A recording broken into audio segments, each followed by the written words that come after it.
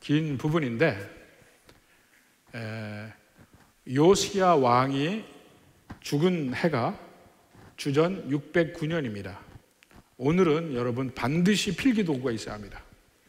오늘 필기도구가 없으면 평생 이 부분을, 그리고 유다의 멸망의 내용을 이해할 수가 없습니다. 반드시 필기도구가 있어야 합니다. 그리고 다른 종이에다가 횟수를 써서 여러분 이해를 하면 좋겠습니다. 609년에서 유다가 멸망한 때가 주전 586년입니다. 그래서 23년간 또는 22년간 일어난 일에 대해서 우리가 오늘 읽은 겁니다. 사실 이 부분은 예레미야서에서 상당히 자세히 다루고 있습니다. 예레미야서 한 37장부터 43장까지 이 예레미야서 후반부 보면 남왕국 유다의 멸망이 예레미야의 관점에서 자세히 기록되어 있습니다. 그 부분을 이따가도 같이 많이 볼 테인데, 오늘 충분히 하다가 다 끝나지 못하면 다음 시간까지 이어서 하려고 합니다. 그러나 이 기간 동안에 전부 나오는 왕이 4명입니다. 4명. 첫 번째 왕이 누구죠? 여호아하스. 그 다음에 두 번째 왕이 여호야김. 세 번째 왕이 여호야긴. 네 번째 왕이 시드기야. 이 4왕입니다. 4왕인데, 4왕 중에 3명이 요시야 왕의 아들들입니다.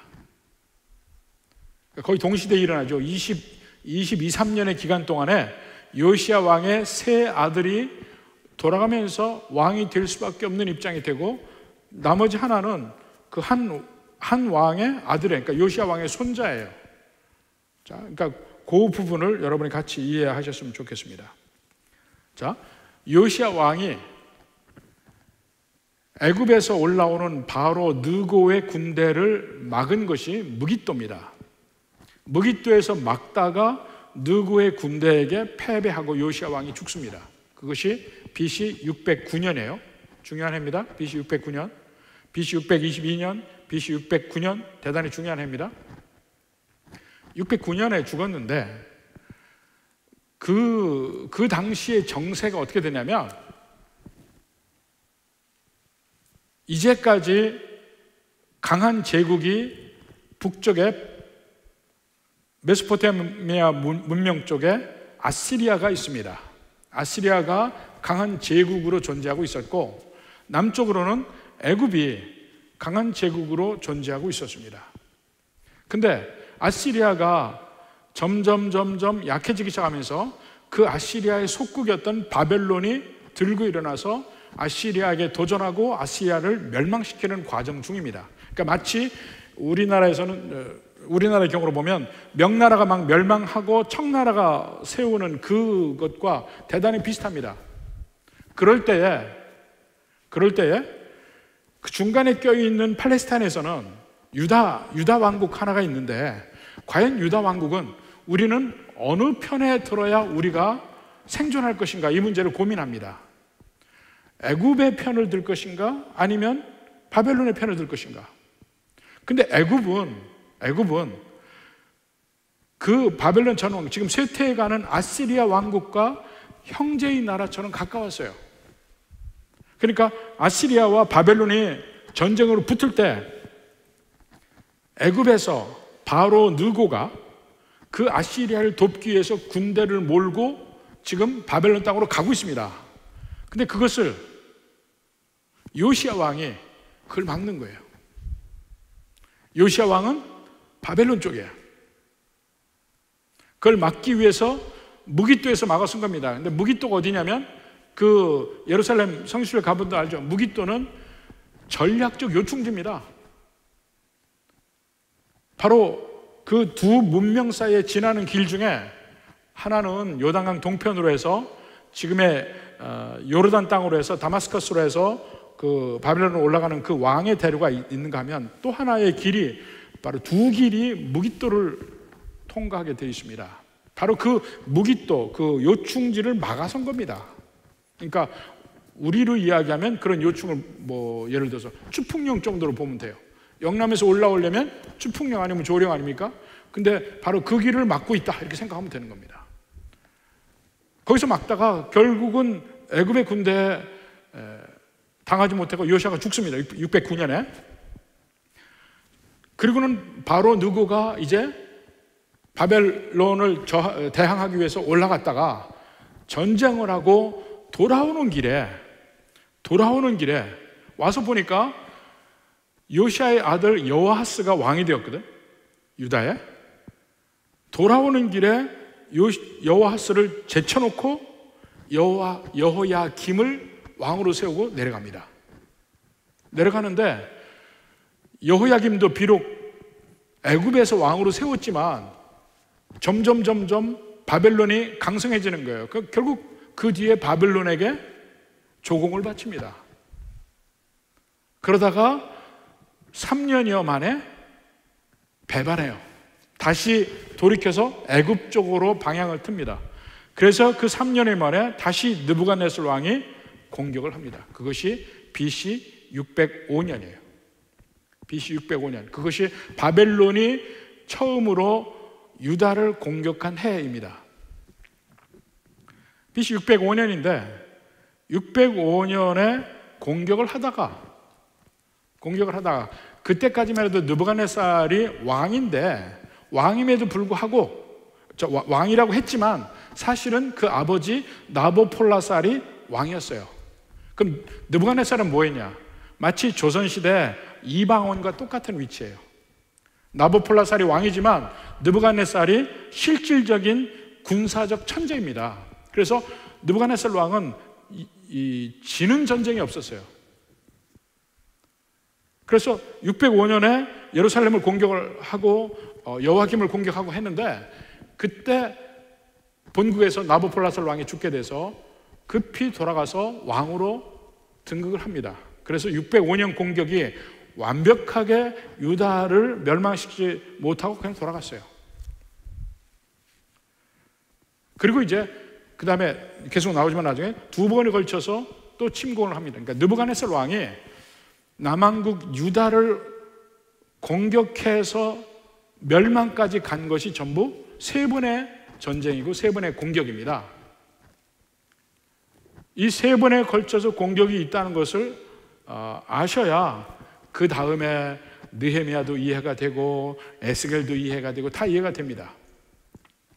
그래서 그런 면을 보여주게 될 것인데, 자, 네 명의 왕이 있습니다. 네 명의 왕, 여호아스, 여호야김, 여호야긴, 시드기야, 네 명의 왕이 있는데 그 중에 여호아스는 석 달간 재위하고 바로 교체가 됩니다.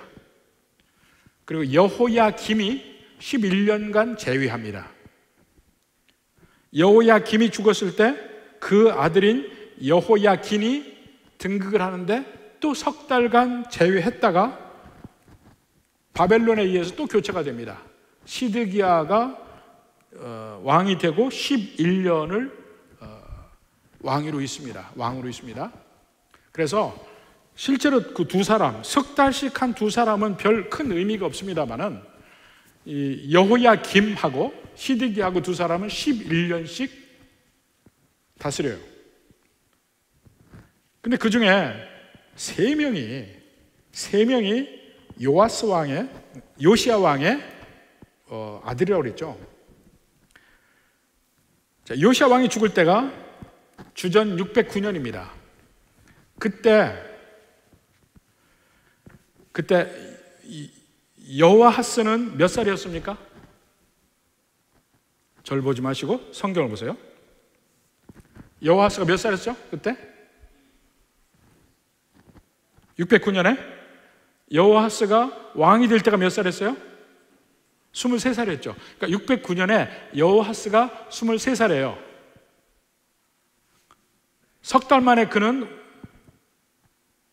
왕위에서 쫓겨나고 그 다음에 여호야김이 왕이 되니까 같은 해예요. 609년에 그때 여호야김이 왕이 될 때 몇 살입니까? 몇 살이에요? 36절에 25세죠. 이 여호야김이 여호아하스의 형입니다. 같은 해에 여호아하스는 23살, 여호야김은 25살이잖아요. 그러니까 여호아하스를 쫓아내고 바로 누구? 애굽의 바로가 여호야김을 그 609년에 왕으로 세우는 거예요. 그때가 25살. 그러면 그때 시드기야의 나이는 몇 살일까요? 시드기야의 나이 계산해야 됩니다. 시드기야가 왕위에 오를 때 몇 살이었죠? 21살이었죠. 근데 21살에 오를 때는 여호야김이 11년간 다스리고 그 아들이 석 달이니까 그것도 무시해도 돼. 11년 전에 609년이. 그러면 609년 자기 아버지 요시야 왕이 죽을 때 시드기야는 몇 살이었어요? 몇 살이었어요? 10살. 시드기야가 요시야 왕의 막내 아들이에요. 10살.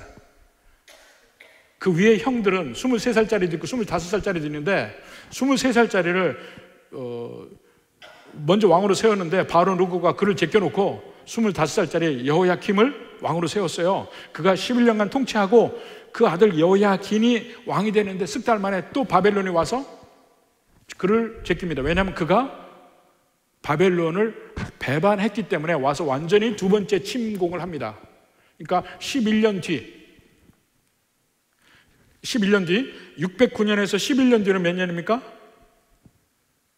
598년이죠. 근데 정확한 횟수는 1년씩 왔다 갔다 해요. 597년에 느부갓네살 왕의 2차 침공입니다. 주전 597년에 느부갓네살 왕의 2차 침공. 그게 여기서 나오는 여호야긴 왕 때 일어난 일입니다. 597년. 석 달 만에 그가 제쳐지고 다시 바벨론이 느부갓네살 왕이 시드기야를 왕으로 세우고 11년을 통치합니다. 그렇지만 그도 11년 만에 바벨론을 배반하다가 마지막 침공이 있습니다. 597년에서 11년 뒤는 몇 년이에요? 586년, 유다의 멸망한 해. 11년 뒤 586년. 그러니까 지금 해는 네 가지 얘기했습니다. 609년 요시야 왕이 죽었어요. 3년이 지나고 나서 배반했다가 느부갓네살 왕이 쳐들어왔습니다. 그것이 605년이에요. 그리고 나서 계속 11년, 그해부터 11년이 아니죠. 8년 더 다스리고 나서 죽고 그 아들이 왕이 되었을 때 또 배반해가지고 느부갓네살이 쳐들어옵니다. 그것이 BC 597년. 시드기야 왕이 됩니다. 그가 또 바벨론을 배신해서 자기가 다스린 지 11년 만에 느부갓네살 왕이 와서 완전히 유다를 멸망시킵니다. 586년. 요걸 기억을 하셔야 됩니다. 이 세 가지 면을 알고 있어야 모든 선지서 그리고 느헤미야서, 에스라서 다 이해가 됩니다. 역사적으로. 그걸 모르면 이해가 막 머릿속에 엉키고 복잡합니다. 복잡한 것 같지만 꼭 그 횟수들을 써놓고 기억하십시오. 그러니까 이때가 바로 아시리아에서 바벨론으로 넘어갈 때 유다에서 이리저리 양다리 걸친 외교를 하다가 쫄딱 망하는 일이 벌어진 겁니다.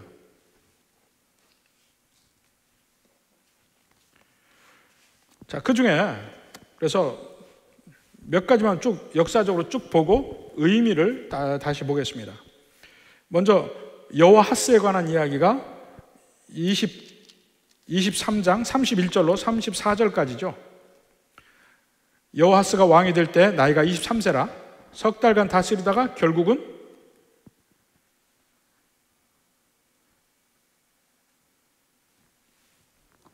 34절에 보니까 33절부터 바로 느고가 그를 하마 땅 리블라에 가두어 예루살렘에서 왕이 되지 못하게 하고 석 달 만에 왕에서 쫓겨난 겁니다. 또 나라로 은 100달란트와 금 1달란트를 벌금으로 내게 하고 이 엄청난 양의 은과 금을 벌금으로 내게 한 겁니다.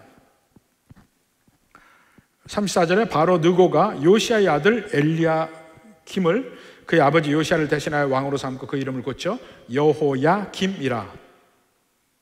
애굽 왕이 왕의 이름까지 고쳐서 여호야김이라고 해서 세우고 여호하스는 애굽으로 잡아가서 애굽에서 죽습니다. 그의 시대는 그냥 석 달로 끝났어요. 더 이상 더 내가 나오지 않습니다. 그 다음에 두 번째 여호야김의 내용입니다. 자, 앞에 보니까 은 100달란트, 금 1달란트 엄청난 그 벌금을 징수하려고 하니까 그걸 가지고 35절에 보니까 어쩔 수 없으니까, 돈이 없으니까 백성에게 세금으로 징수를 해요. 그래서 그 여호야김은 백성들에게 인기가 없었습니다. 그러면서 예레미야를 보면 한 가지 사건이 더 나옵니다. 그는 악했는데 어느 정도 악했냐면 자기 다락방을 그 건축업자한테 맡겨서 건축가락 해놓고 싹을 안 줘요. 그런 일이 벌어졌습니다. 예레미야 22장 13절. 불의로 그 집을 세우며 부정하게 그 다락방을 지으며 자기 이웃을 고용하고 그의 품삯을 주지 아니하는 자에게 화 있을진저. 그게 바로 누구냐면 여호야김이었습니다. 왕에 대해서 한 얘기입니다. 이게 예레미야 22장 13절이 22장 13절에서 19절까지 자세히 그것이 왕이라는 것으로 확인시켜서 얘기하고 있습니다. 또 그는 그 네 왕에 걸쳐서 가장 그 눈에 두드러진 선지자가 누구냐면 예레미야예요. 예레미야가 계속해서 나옵니다. 그래서 예레미야는 계속 하나님의 뜻을 받아서 이 여호야김에게 하나님의 말씀을 두루마기에 적어서 두루마리 책으로 해서 전합니다. 그럴 때 요시야 왕이 여호야김이 그 두루마리 하나님의 말씀을 갈기갈기 다 찢어버립니다. 예레미야 36장 1절부터 봅시다.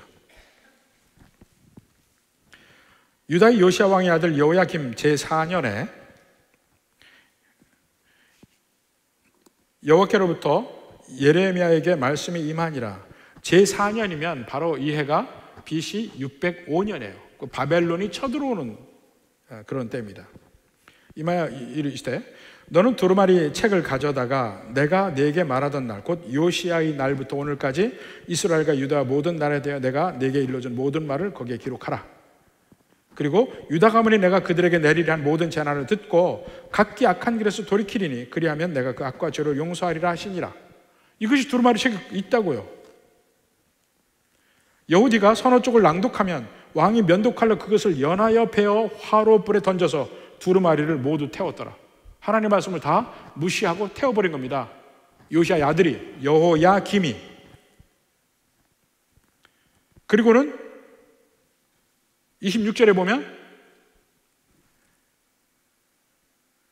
또 선지자 바룩과 서기관 바룩과 선지자 예레미야를 잡으라. 서기관 바룩이라는 건 뭐냐면 예레미야가 선지자잖아요. 그 선지자가 이제 하나님의 말씀을 받아서 얘기를 하면 그 옆에서 바룩이 받아 적어서 하나님의 말씀을 기록한 사람이에요. 그런 면에서 서기관이에요.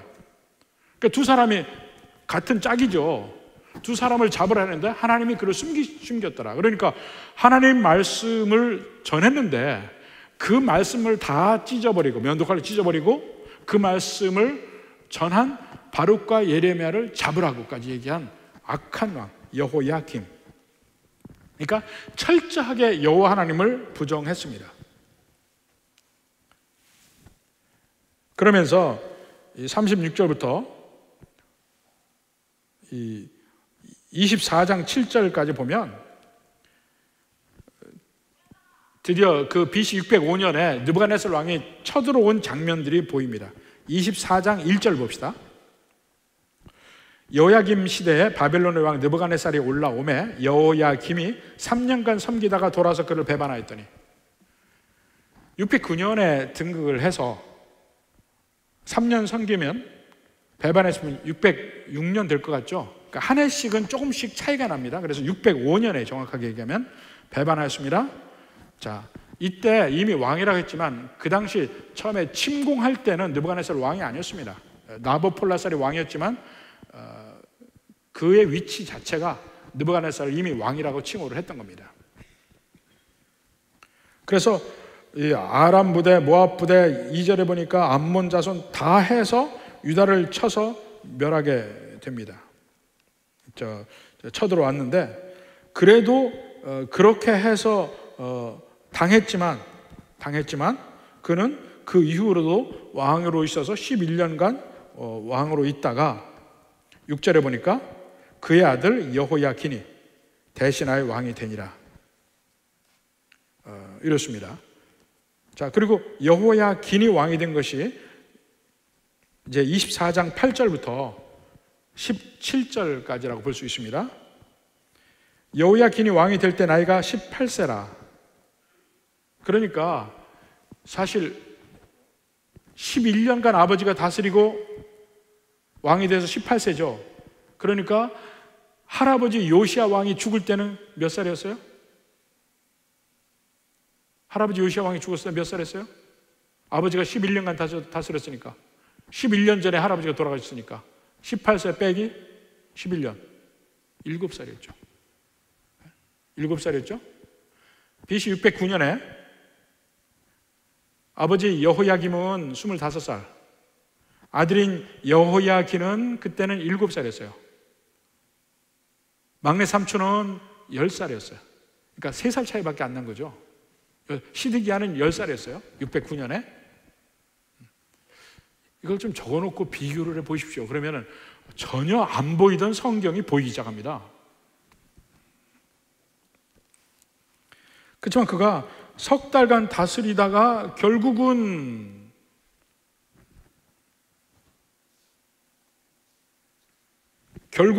이 바벨론을 배신을 하고 결국은 바벨론에 의해서 예루살렘이 완전히 함락되는 장면이 나오는데 바로 그 장면이 24장 10절에서부터 17절까지가 그때 있었던 내용들이에요. 그러니까 이때 느헤미야도 잡혀가고요, 에스겔도 잡혀가고요. 그래서 이미 잡혀갑니다. 그렇지만 남한국 유다는 아직 망하기 전이에요. 이미 예루살렘이 함락돼서 유력한 사람이 다 잡혀갑니다. 그러니까 14절에 보십시오. 예루살렘의 모든 백성과 모든 지도자, 모든 용사 만명, 장인, 대장장이 왜 특별히 언급된 줄 아십니까? 이 사람들이 무기를 만드는 사람들이에요. 그러니까 무기 만드는 사람들 다 잡아가는 거예요. 그래서 하여튼 리더급이 되는 사람은 다 잡아갔습니다. 그것이 BC 597년.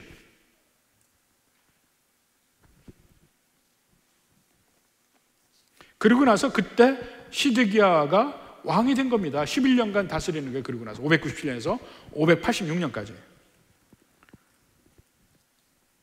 자, 그 다음에 18절부터 25장 21절까지 시드기야에 관한 이야기가 나옵니다. 그도 여호야김처럼 사실 자기 형이죠. 15년 15살 많은 형이에요. 여호야김이. 근데 그도 악하고 시드기야도 악합니다. 근데 시드기야는 이 예레미야에서 보면 아주 유약한 왕으로 나옵니다. 그저 신하들 눈치 보고 예레미야 눈치 보고 누구 사람들 눈치 보고 왔다 갔다 하지 못하고 결국은 마지막에 결정은 제일 최악의 결정을 계속 내리고 이런 면이 계속해서 나옵니다. 예레미야 37장 38절 여기 보면. 자, 한번 봅시다. 예레미야 37장 1절부터 봅시다. 요시의 아들 시드기야가 여호야김의 아들 고니야의 뒤를 이어, 여기서 고니야라고 나오죠. 근데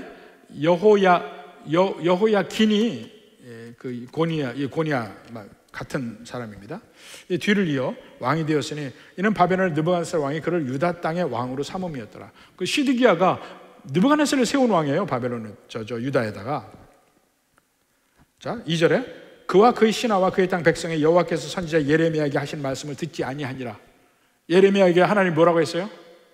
바벨론에게 순종하고 지내라고 그랬어요. 근데 안 들었어요.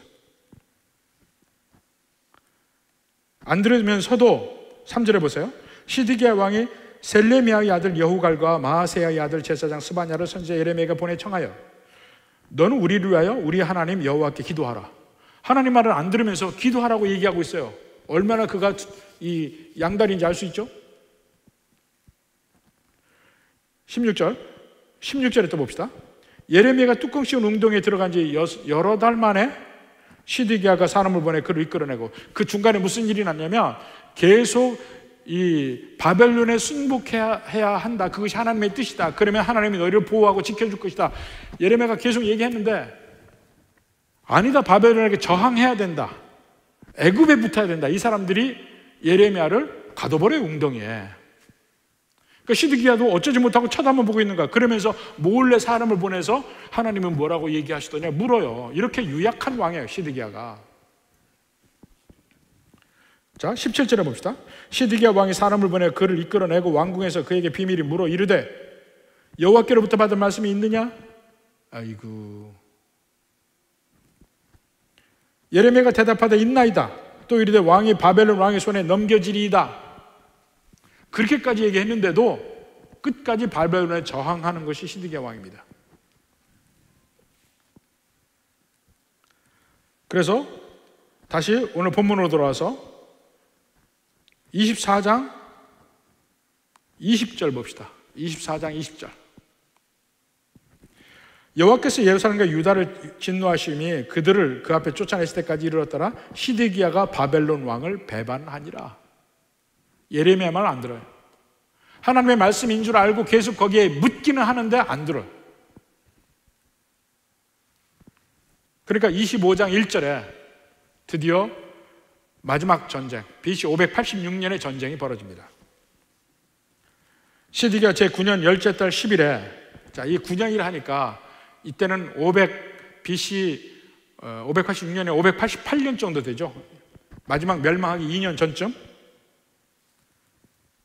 예루살렘에 와서 전쟁을 하는데, 전쟁이 해를 지나서 전쟁을 해요. 한 해에 끝나는 전쟁이 아니에요. 자, 2절에 보니까 그 성이 시드기야 왕 제11년까지 포위되었더라. 2년 동안 예루살렘을 포위합니다.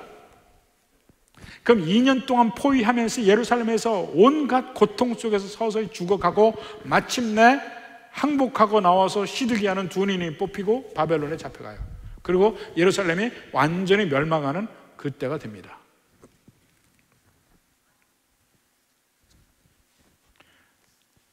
그래서 완전히 멸망하는 걸 어떻게 하냐면, 이제 완전히 그 전쟁은 끝났죠. 끝나고 난 다음에 25장 8절부터 보면, 25장 8절부터 21절까지 보면 아주 예루살렘에 있는 모든 재물들,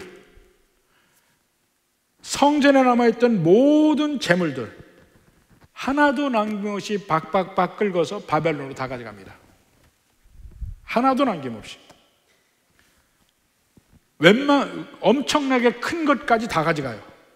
13절에 보니까 여호와의 성전의 두 놋기둥, 그 받침들, 그리고 바다, 엄청나게 큰 놋바다, 물을 담는 큰 바다라고 하는 거 있습니다. 그것까지 다 가져간 겁니다. 완벽하게 다 쓸어가서 멸망을 하게 됩니다. 이것이 유다의 멸망의 과정이고, 22절부터 26절까지는 멸망 뒤의 일을 얘기합니다. 자, 여기까지 이 역사적 내용을 우리 함께 봤습니다. 그러니까 이 4명의 왕 중에 처음에 여호와스는 세웠다가 바로 여호야김, 요시야 왕의 25살짜리 아들에게 왕위가 맡겨지고 11년 다스리고, 그때 왕이 오른 지 3년 만에 느부갓네살 왕이 BC 605년에 쳐들어와서 한번 예루살렘에 함락되고, 그 아들이 11년 만에 BC 597년에 왕이 됐는데, 바로 그때 느부갓네살 왕이 또 오게 해서 예루살렘이 완전히 회파되고 그 유력한 사람은 전부 잡아갑니다. 그것이 BC 597년. 마지막에 11년 뒤에 시드기야 왕, 완벽하게 예루살렘 다 완전히 없어지는 3번에 걸쳐서 유다가 멸망하게 되는 그 장면이 있습니다. 이 유다 멸망의 특징, 역사의 특징을 보면 사실 똑같은 역사가 반복이 됩니다. 그 똑같은 역사가 뭐냐면, 이 4명의 왕들이 한결같아요. 한결같이 하나님 보시기에 악을 행했다고 나옵니다. 자, 보십시다. 23장 32절. 24장 32절. 여호와하스가 그의 조상들의 모든 행위대로 여호와 보시기에 악을 행하였더니 라고 나와요. 또 23장 37절. 그 다음 왕 여호야김이 그의 조상들이 행한 모든 일을 따라서 여호와 보시기에 악을 행하였더라. 똑같은 거죠. 24장 9절. 그 다음에 그 아들 여호야김의 아들, 그가 또 여호와 보시기에 악을 행하였더라. 똑같은 내용이 나와요. 마지막 24장 19절 봅시다. 19절. 그가 여호와김의 모든 행위를 따라 여호와 보시기에 악을 행한지라. 그가 누구냐면 시드기야. 4 왕에게 똑같은 평가가 있습니다. 여호와 보시기에 악을 행하더라. 전혀 새로운 게 없어요. 히스기야 왕에게 있었던 정말 간절한 울림이 있는 기도도 없고, 요시야 왕의 열정적인 개혁도 없고, 여호아하스, 여호야긴 3달밖에 없었으니까 영향력도 없었지만, 여호야김, 시드기야 다 악을 행하. 그래서 그들이 왜 계속해서 멸망의 길로 갈 수밖에 없는지 설명을 합니다. 그리고 이 멸망의 역사의 특징을 보면 결국은 하나님 말씀대로 다 이루어졌다 하는 말이 있습니다. 24장 1절 2절.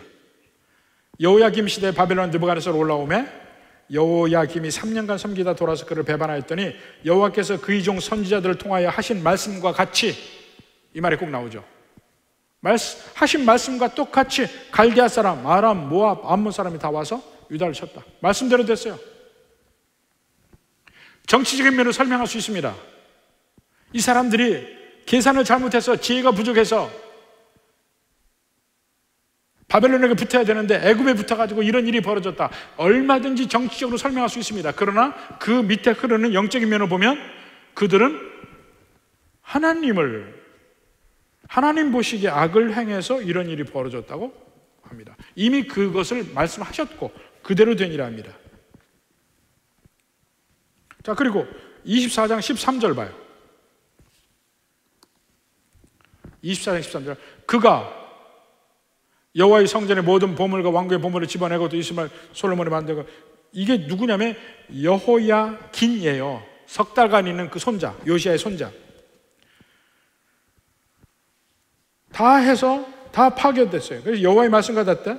그것이 뭐냐면 히스기야 왕에게 하나님이 하신 말씀 그대로 된대요. 열왕기하 20장 17절에 보세요. 열왕기하 20장 17절. 여호와의 말씀이 날이 이르리니 왕궁의 모든 것과 왕의 조상들이 오늘까지 쌓아두었던 것이 바벨론으로 옮김받고 하나도 남지 아니할 것이요. 그 일이 드디어 24장 13절에 이루어진 겁니다. 그대로 됐어요. 그리고 지난 시간에도 얘기했죠. 돌이킬 수가 없어요. 이미 심판이 선언됐고 그 뒤에 아무리 뭘 해도 돌이킬 수가 없어요. 자, 여기서 그 이유를 설명합니다. 20장 3절 4절 봅시다. 이 일이 유다의 임함은 곧 여호와의 말씀대로 그들을 자기 앞에 물리치고자 하심이니 이는 므낫세의 지은 모든 죄 때문에. 요시아보다도 훨씬 앞에 왕의 이야기를 합니다. 그러면서 4절에 보세요. 또 그가 무지한 자의 피를 흘려 그의 피가 예루살렘에 가득하게 하였음이라 여호와께서 사하시기를 즐겨하지 아니하시니라. 이게 참 두려운 대목입니다.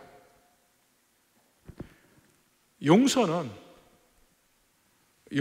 것은 하나님의 품성인 것 같지만 용서하고 안 하고 하는 것도 하나님의 선택이라는 거예요.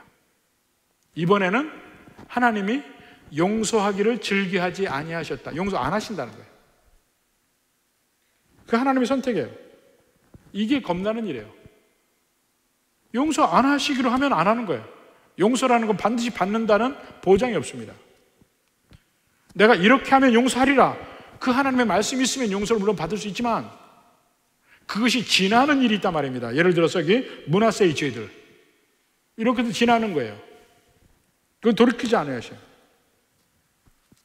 그리고 멸망시키는 그 멸망으로 가게 하는 방법을 보면요,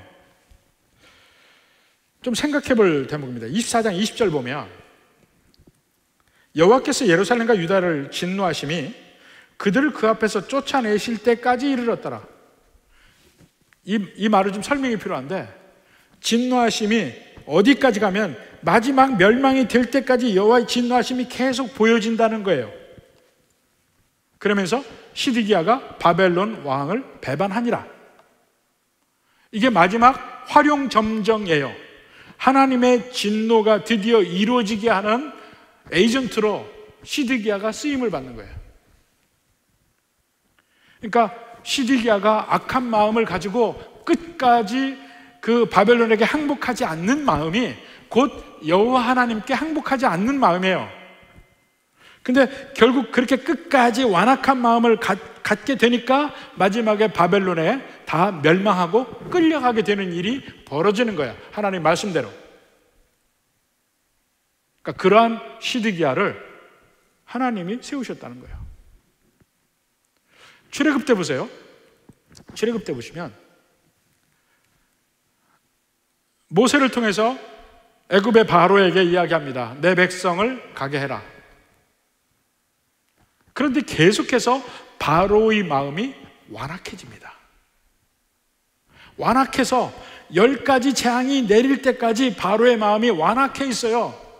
그때까지 완악하게 된 그러한 리더를 거기 세운 것도 하나님의 뜻이 그 안에 있다는 겁니다. 그러니까 결국 그 완악한 바로 때문에 하나님의 그 위대하심, 하나님의 전능하심, 하나님이 자기 백성을, 택하신 백성을 어떻게 사랑하시는지 그것을 온 세계 만방에 보이게 만든 그 도구가 바로의 완악함이에요. 그와 마찬가지로 하나님이 유다를 멸망시키겠다고 얘기를 했는데 그 멸망까지 가려면은 시드기야가 마음이 끝까지 완악해야 돼. 거기까지 하나님이 역사하셨다는 거예요. 그 말이 그 말입니다. 그 앞에서 그들을 쫓아내실 때까지 진노하심이 이르렀다는 얘기가 바로 그 얘기입니다. 그리고 나서 여기 아까 잠깐 읽었지만 그 멸망할 때의 슬픈 장면이 자세히 묘사되어 있습니다. 자, 아까 24장 8절에서 17절까지가 여호야긴 왕 때, 그러니까 요시야의 손자죠. 네 왕 중에 세 번째 왕, 석 달 다스린 그 왕 때, BC 597년에 느부갓네살 왕이 와서 예루살렘을 함락했을 때 그때 벌어진 일, 거기를 보라 이깁니다. 14절부터 16절까지. 24장. 거기에서 하여튼 비천한 자 외에는 그 땅에 남은 자가 없이 싹 쓸어가요. 이게 첫 번째 포로가 완벽하게 잡혀가는 장면인데, 유다의 가장 엘리트들은 다 잡아간 겁니다. 하나도 남김없이. 그래서 완벽하게 잡혀간 그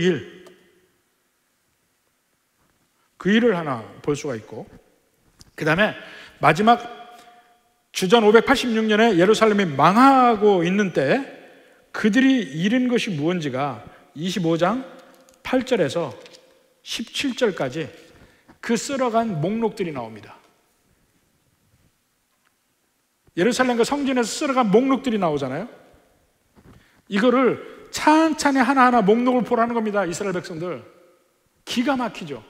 마치 이것은 태풍이 지난 다음에 완전히 쓸어버린 그 집을 쳐다보고 있는 광경하고 비슷해요. 아무것도 남아있지 않고 처참하게 쓰레기들만 남아있는 그 모습, 그걸 그대로 보여주는 거예요. 이것도 없어지고 이것도 없어지고 쭉 리스트를 이야기하면서. 근데 그렇게 보여주는 이유가 성경 기자의 목적이 있습니다. 드디어 하나님의 진노가 임해서 황량하게 된 유다 땅, 예루살렘, 인재는 하나도 없고 다 끌려갔고 물건도 하나도 없고 다 가져갔고 아무것도 없는 그 상황을 보게 만드는 거예요. 하나님의 진노가 임했을 때의 모습을 보라 이겁니다. 여기에는 하나님의 뜻이 들어가 있습니다. 이제는 하나님 뜻에 순종해야 되지 않겠나 느끼게 만드는 거예요. 그 예수님의 비유 중에 탕자의 비유가 있죠. 탕자의 비유에 보면 탕자가 마음을 돌이켜서 아버지 집으로 돌아오려고 한 이유가 뭡니까? 자기 인생이 너무 밑바닥을 긁을 때 아버지 집에 종들을 생각하는 거 아닙니까? 차라리 거기가 낫겠다. 그래서 돌이켜 오려고 하는 거 아닙니까? 한번 그때를 봅시다. 누가복음 15장 16절. 그가 돼지 먹는 쥐염 열매로 배를 채우고자 하되, 유대인은요 돼지도 안 키웁니다. 왜냐하면 돼지 먹는 게 아니기 때문에. 돼지는 부정한 짐승이기 때문에. 그런데 유대인이 가서 이방인의 집에서 돼지를 키우는 일을 하고 돼지 먹는 먹이까지도 먹으려고 하되 주는 사람이 없어요. 이보다 더 비참해질 수가 없죠. 그때 비로소 그 장면 속에서 그가 돌이키는 생각이 나오는 겁니다. 이에 스스로 돌이켜 가로되 이에 스스로 돌이켜 이르되 내 아버지에게는 양식이 풍족한 품꾼이 얼마나 많은가. 나는 여기서 줄여 죽는구나. 그리 일어나서 아버지 집으로 돌아가기 시작하는 거 아닙니까? 바로 그 상태를 지금 열왕기하 24장 25장에서 보여주는 거예요. 싹 인재들 없어진 유다. 아무것도 남지 않았어요. 미천한 사람들만 있어요. 모든 보물들 하나도 없이 다 쓸어갔어요. 아무것도 없어요. 탕자가 처한 상황과 비슷하게 만든 겁니다. 이걸 본 이스라엘 백성들이 다시 하나님께 돌이켰으면 좋겠다는 하나님의 마음이 거기 있습니다. 자, 그리고 거기서 보면 이 어리석은 사람들의 어리석은 선택들이 계속 나옵니다. 3번에 걸쳐서 어리석은 선택을 합니다. 자, 제일 먼저 24장 1절 봅시다. 24장 1절. 여호야김 시대에 바벨론 왕 느부갓네살이 올라오매 여호야김이 3년간 섬기다 돌아서 그를 배반하였더니, 이것이 첫 번째 어리석은 일. 사실 이때만 해도 아수르는 이미 없습니다. 앞으로의 세계 정세는 오직 바벨론의 것입니다. 애굽은 이미 쇠퇴하고 바벨론의 적수가 되지 않아요. 그런데도 여호야김은 바벨론을 택하다가 느부갓네살 왕의 침공을 받습니다. 그것이 BC 605년. 그리고 20절 봅시다. 20절. 24장 20절. 여호와께서 예루살렘과 유다를 진노하시니 그들 앞에 쫓아낼 때까지 이르렀더라. 시드기야가 바벨론 왕을 배반하니라. 시드기야는 자기 신하들도 그렇고 우리가 들고 일어나면 바벨론 우리를 쳐들어올 때 애굽이 우리를 도우리라 굳게 믿었어요. 그래서 들고 일어난 겁니다. 실제로 애굽이 도우러 왔습니다. 애굽이 도우러 오니까 그 예루살렘에 있던 갈대아 군사들이 다 물러납니다. 그러니까 이야 됐다. 드디어 애굽이 와서 갈대아를 물리치는구나. 이제 우리는 애굽 안에 있을 때 우리는 살겠다 하고 이야기를 합니다. 바로 그때 하나님이 예레미야를 통해서 이야기합니다. 다시 갈대아 군대가 와서 너희를 완전히 멸망시키리라. 그러니 지금이라도 늦지 않았으니까 갈대아 사람 바벨론에게 순복해라. 그러면 내가 너희를 살려주리라 하고 얘기합니다. 그러니까 어떻게 해요? 그렇게 예언한 예레미야를 옥에 가둡니다. 옥에 가둬버려요, 웅덩이에. 그리고 그럼 마지막에 그 일이 일어나는 것을 봅니다. 그것이 예레미야 37장 5절부터 봐요. 37장 5절 보시죠. 바로의 군대가 애굽에서 나오매 드디어 도로 지금 나오고 있어요. 예루살렘을 에워쌌던 갈대아인이 그 소문을 듣고 예루살렘에서 떠났더라. 후퇴를 한 겁니다. 갈대아인이, 갈대아가 지명이죠. 바벨론 제국에 있던 그 지명이 갈대아잖아요. 그러니까 그때 6절에 여호와의 말씀이 선지자 예레미야에게 임하여 가라사대 이스라엘의 하나님 나 여호와가 이같이 말하노라. 너희를 보내어 내게 구하게 한 유다 왕에게 이르라. 너희를 도우려고 나왔던 바로의 군대는 자기 땅 애굽으로 돌아가겠고, 안 싸운다는 겁니다. 돌아가겠고 갈대아인이 다시 와서 이 성을 쳐서 취하여 불사르리라. 진짜 무서운 건 갈대아 사람이라는 거예요. 9절에 나 여호와가 이같이 말하노라. 너희는 스스로 속여 말하기를 갈대아인이 반드시 우리를 떠나리라 하지 말라. 애굽이 와서 갈대아인 떠났으니까 야, 저 사람들 우리가 물리쳤다, 그렇게 생각하지 말라 이겁니다. 그들이 떠나지 아니하리라. 가령 너희를 치는 갈대아인이 온 군대를 쳐서 그 중에 부상자만 남긴다 할지라도 그들이 각기 장막에서 일어나 이 성을 불사르리라. 그런데 갈대아의 군대가 이렇게 예언을 했어요. 예언했는데 11절에 갈대아인의 군대가 바로의 군대를 두려워하여 예루살렘에서 떠나니까 막 시드기야 왕도 시드기야 신하들도 막 좋아서 드디어 우리가 갈대아를, 바벨론을 물리쳤다, 이겼다, 앞으로 이제 계속 대적하면 되겠다, 이렇게 생각을 한단 말입니다. 다시 오리라. 지금 예레미야를 통해서 예언했어요. 결국 그들이 다시 와서 함락하죠. 이것이 37장의 일이잖아요. 38장은 계속 예레미야가 괴롭당하는 내용이 나와요. 그리고 예레미야 39장 1절부터 봅시다. 1절, 2절. 유다왕 시드기야 왕이 9년 10월에 바벨론 왕 느부갓네살 왕과 그의 모든 군대가 와서 예루살렘을 에워싸고 치더니, 이게 BC 588년 9년이니까 시드기야의 제11년 4월 9일에 성이 함락되니라. 이것이 예루살렘 멸망의 날이에요. BC 586년 넷째 달 아홉째 날.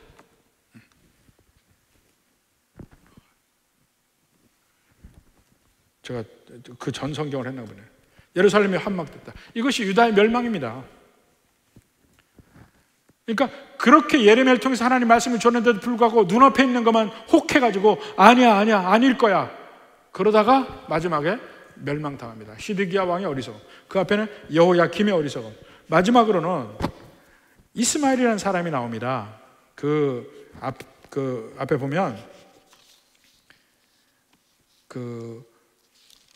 25장 22절부터 봐요. 25장 22절부터 26절까지 보면 이제 거기에 그 바벨론의 총독이 거기 있습니다. 그달랴라는 총독이 그 예루살렘을 다스리는데, 유다의 일부 사람들이 25절에 보니까 이스마엘이라는 사람이 나와요. 이스마엘이라는 사람이 총독인 그달랴를 쳐 죽이고 무서우니까 자기 나라를 회복할 능력도 없으면서 괜히 총독을 죽이고 결국 그 중에 또 아직 남은 유력한 사람들을 몰고 애굽으로 도망할 수밖에 없어요. 근데 애굽으로 도망할 때 결국 예레미야까지 끌고 갑니다. 예레미야는 결국 그렇게 바벨론에 순복하고 살라고 얘기를 했지만 그는 결국 끌려서 애굽에 가서 죽습니다. 참 정말 슬픈 인생이 돼요, 예레미야가. 근데 그때 왜 그들의 행동이 어리석냐면 이미 하나님이 얘기를 했단 말입니다. 예레미야 42장 10절부터 봅시다. 너희가 이 땅에 여전히 거하면, 그러니까 멸망한 이후의 얘기예요. 멸망한 이후에 예레미야 39장에 이미 예루살렘 멸망한 얘기가 나와요. 멸망했어요. 그 다음에 이제 그달랴라는 총독이 다스리고 있어요. 근데 그 뒤에 이야기를 계속 하나님이 말씀을 한 겁니다. 너희가 이 땅에 여전히 거하면 내가 너희를 세우고 헐지 아니하며 너희를 심고 뽑지 아니하리니, 그 땅에 비록 나라는 잃어버렸지만 내가 너희를 거기서 계속 살게 해주겠다는 거예요. 이는 내가 너에게 내린 재앙에 대하여 뜻을 돌이킴이니라. 이미 괴롭게 한 건 그것을 끝이고 이제 너희를 괴롭게 하지 않겠다 하고 약속을 해준 겁니다. 그 땅에 그냥 살으라는 거예요. 11절에 나 여호와가 말하노라 너희는 그 두려워하는 바벨론 왕을 두려워하지 말라. 내가 너희와 함께하여 너희를 구원하며 그의 손에서 너희를 건지리니 두려워 말라. 나라가 없더라도 이제는 여호와 하나님이 너희를 지켜줄 테니까 걱정하지 말라고 얘기한 겁니다. 그들이 자꾸 헛된 것을 의지하고 사니까 그걸 다 깨부순 거예요. 애굽도 부시고 심지어는 이스라엘 그 유다라는 나라 자체도 그들이 헛되게 의지하고 있으니까 그것도 부수고 아무것도 없어요. 그때 내가 너희를 지켜줄게 하는 얘기입니다. 근데 그들은 그걸 믿지 못해요. 12절에 내가 너희를 긍휼히 여기리니 그로도 너희를 긍휼히 여기게 하여 너희를 너희 본향으로 돌려보내게 하리라. 바벨론에게도 긍휼한 마음을 주어서 너희를 돌려보내게 할게. 근데 13절에 그러나 만일 너희가 너희 하나님 여호와의 말씀을 순복하지 아니하고 말하기를 우리는 이 땅에 거하지 아니하리라 하며 말하기를 우리는 전쟁도 보이지 아니하며 나팔소도 들리지 아니하며 식물의 핍족도 당치 아니하는 애굽 땅으로 들어가서 살 거라. 이제 나라가 망했어요. 많은 사람들이 애굽으로 가면 거긴 전쟁도 없고 이렇게 중간에서 제국 사이에서 끼어가지고 그냥 계속 어려움을 겪는 그런 땅 피해서 평안하게 우리는 살리라. 그들이 보기에는 애굽이 그런 것처럼 보여요. 그래서 애굽으로 가서 살겠다는 거예요. 여호와 하나님 뭐라 합니까? 그냥 여기 살아. 지금 너희가 멸망했지만 내가 너희를 지켜줄 테니까 여기 살아. 바벨론 왕도 너희를 어떻게 안 할 거야 이제. 근데 이스라엘 백성들은 아니, 우리는 평안한 땅으로 갈 거야. 그 땅이 무슨 땅입니까? 하나님이 주심한 약속의 땅이잖아요. 나라가 없어졌으니까 그것도 다 없어진 줄 알아. 하나님은 아니다. 여기 내가 너희를 여기서 지켜주리라 하는데도 애굽으로 갑니다. 그래서 17절에 무릇 애굽으로 들어가서 거기 우고하기로 고집하는 모든 사람, 그러면 잘못되려 14절 끝에도 있죠. 모든 사람은 이같이 되리니 곧 칼과 기근과 연병에 죽을 것인즉 내가 그들에게 내리는 재앙을 벗어나서 남을 자 없으리라. 너네 애굽으로 가면 칼, 기근, 연병으로 너희 거기 다 죽어. 그렇게 예언해서 말했어요. 예레미야 통해서. 근데 그들이 그 하나님의 말도 끝까지 안 듣고 내려가면서 그 말을 전한 예레미야까지 끌고 가요. 참 기가 막힌 인생의 예레미야 보면. 그러니까 43장에 보면 드디어 바룩과 예레미야를 끌고 그들이 애굽으로 가는 장면이 나옵니다. 그래서 그때부터 애굽에서 살고 그래서 애굽에서 죽어요. 애굽에 많은 유대인들이 그 뒤로 살게 됩니다. 그 이후로 하나님의 예레미야를 통해서 70년 뒤에 다시 회복하려는 말씀대로 바벨론이 드디어 멸망하고 페르시아가 다시 바벨론 땅을 차지합니다. 그 페르시아의 왕인 고레스 왕이 다시 포로들을 돌아가게 하잖아요. 그게 그 장면이 이제 느헤미야, 에스라 여기에 나오는 겁니다. 그 포로 이후의 장면들이. 근데 멸망할 때의 내용이 이렇습니다. 유다의 멸망 중에 그 리더에 끊임없이 바보짓하는 면이 나와요. 근데 참 그들 참 바보다 하고 얘기를 하긴 하지만 사실 어느 면에서는 하나님이 그들을 세워서 예루살렘을 끝까지 멸망의 길로 가게 하시는 면도 있다니까요. 하나같이 이 22년, 23년의 세월 동안에 이 4명의 왕이 끝까지 하나님의 말씀에 거역하는 일들을 합니다.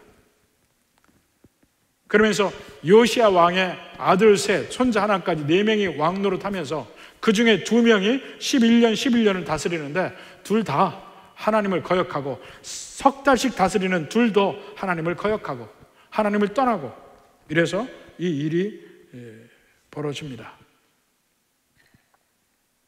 그러면서 마지막 완전히 황량해진 예루살렘을 우리에게 보여주고 있습니다. 이 황량함을 이스라엘 백성들에게도 보여줌과 동시에 지금 성경을 읽는 우리에게도 보여주는 겁니다. 완전히 하나님을 떠나서 살게 될 때의 그 마지막 결과는 이러한 것이다 하는 것을 보여주고, 이것을 보여주는 이유는 그러니까 하나님 안으로 돌아와라, 하나님 안에 있어라 하는 면입니다. 여기서 보여주는 인간의 어리석음과 여기 대비되는 그 하나님의 계속 안타까워서 끊임없이 이야기를 하는데 계속 듣지 않는 인간의 모습을 한번 대비시켜 보시기 바랍니다.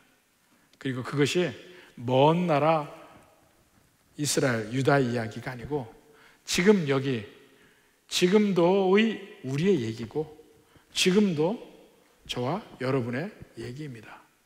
부디 이 은혜 안에서 언제나 주님 앞에 다시 돌아오며 주님의 은혜 가운데 있는 우리 성도들 되기를 주님의 이름으로 축원합니다.